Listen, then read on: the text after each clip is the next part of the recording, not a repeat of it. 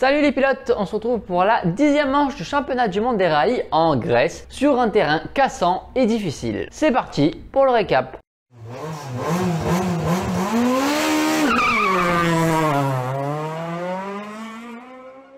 On attaque avec le JWRC et c'est la dernière manche où se joue le championnat. Le vendredi, Ali prend les commandes du rallye avec une très faible avance sur Norbert. Norbert prendra la tête du rallye suite à un problème de Ali.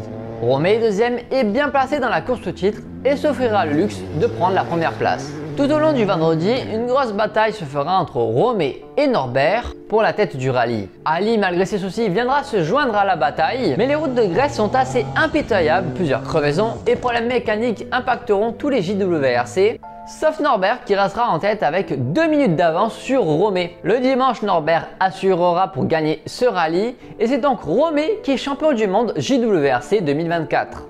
On passe au WRC2, Rossel est de retour pour marquer les points, tout comme Griazine et Payari. Solberg, lui, n'est pas présent sur cette manche. Vendredi, dès la première spéciale, Rossel prend les commandes face à Payari qui subit une crevaison lente. Solence s'est arrêté à 2 reprises et semble loin de pouvoir jouer la victoire. Quant à Loubet, il sort de la route. La première spéciale fait des ravages. Tout au long de la journée, Rossel accentue son avance sur Payari. Clairement, Rossel domine ce rallye. Payari, deuxième, est en bataille aussi avec Gus Greensmith et Virves.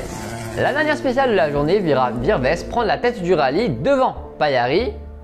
Intouchable sur cette journée, Rossel a malheureusement été victime d'une crevaison et chute dans le classement. Greensmith, lui, doit abandonner après avoir tapé une vache. Le samedi, Virves subit la poussière d'un concurrent et perd la première place au profit de Payari. Rossel attaque donc sa remontée, il fait le meilleur temps scratch et dépasse Zaldivar. Il est malgré tout à 50 secondes de la tête de course. Payari résiste et augmente son avance sur Virves. Au terme de cette journée, il possède 28 secondes d'avance sur Virves. Rossel, troisième, peut jouer la seconde place, mais ça va être compliqué. Le dimanche, Virves ne relâche pas la pression et il a bien raison, puisque dans la dernière spéciale, Payari est victime d'une crevaison. À l'arrivée de la spéciale, c'est l'égalité parfaite entre Payari et Virves. Pour les départager, ce sera le plus rapide de la première spéciale du vendredi et ce sera Payari du coup qui s'impose avec une grosse frayeur. Pour s'imposer, il aura manqué un petit dixième à Virves. Rossel, troisième, est vraiment malchanceux, il dominait ce rallye et il devait largement le gagner sans cette crevaison. Il va prendre des points en championnat, mais il aurait pu prendre beaucoup plus de points d'avance. La fin du championnat commence à se décider en WRC2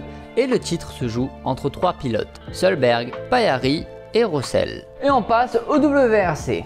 Ogier a confirmé qu'il allait faire les 4 derniers rallyes et se battre pour le titre pilote et des Toyota pour le titre constructeur.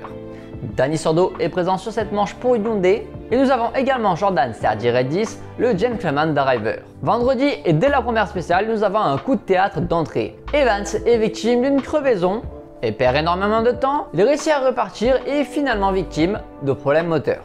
Ogier fait le meilleur temps, 6 petits dixièmes devant Tanak et 8 devant Fourmeau. Neuville a également des coupures moteurs et pointe pour l'instant à 10 secondes. Katsuta fait le meilleur temps de l'ES2 et s'empare de la tête du rallye, avec cependant une courte marge sur Ogier et Fourmeau. Munster lui n'a plus de frein à main, il va donc être handicapé tout au long de la boucle. Dans le S3, Katsuta arrache la roue et c'est donc Ogier, auteur d'un superbe temps, qui prend la tête du rallye devant Fourmeau et Tanak. La joie sera de courte durée pour Fourmeau qui est victime d'une casse de suspension. Alors que son rallye était très bon jusque-là et se battait pour la victoire, c'est malheureusement la fin pour lui.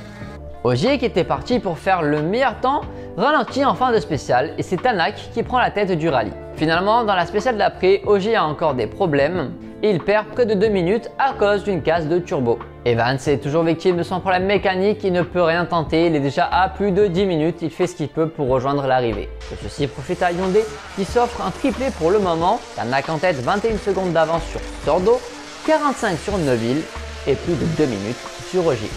Samedi, Hyundai verra la journée mal commencer puisque Tanak est victime d'une double crevaison et perd 4 minutes. Neuville fait un meilleur temps qu'Ogier et se rapproche un tout petit peu de Sordo. Avant que ce dernier réplique et se met une marge de 10 secondes d'avance sur Neuville, 1 minute 40 sur Ogier et 3 minutes 35 sur Tanak. Avant qu'un nouveau coup de théâtre se produise puisque Dani Sordo est victime d'une crevaison. Il décide de continuer et de railler l'arrivée, il termine sur la jante et sa Hyundai est bien endommagée. Il glisse deuxième mais reste devant Ogier pour 50 secondes. Munster commet une légère faute et sort de la route. Il sera bloqué et ne pourra pas repartir, c'est dommage. L'écart reste assez similaire entre les trois premiers. tandis qu'Evans lui attaque pour remonter dans le top 10. Il effectuera un tonneau à faible allure à cause d'une ornière.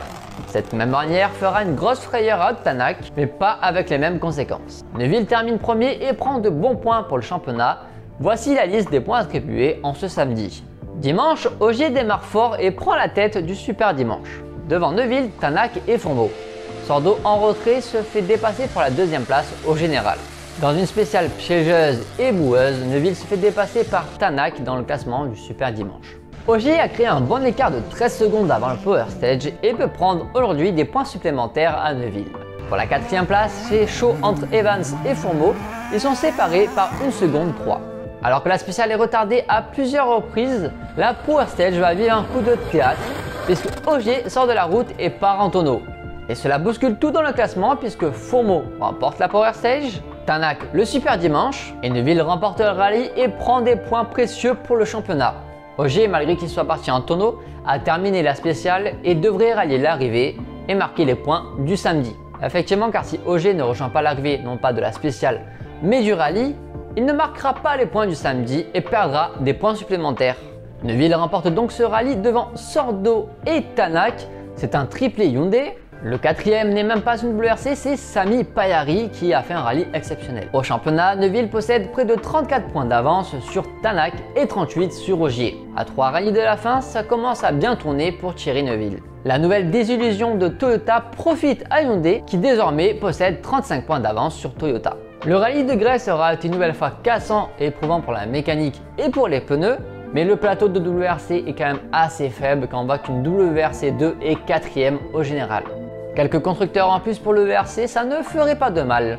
La prochaine manche du WRC sera le rallye du Chili, du 26 au 29 septembre. Quant à nous, le prochain récap sera le 2 octobre. Je vous dis à bientôt les pilotes!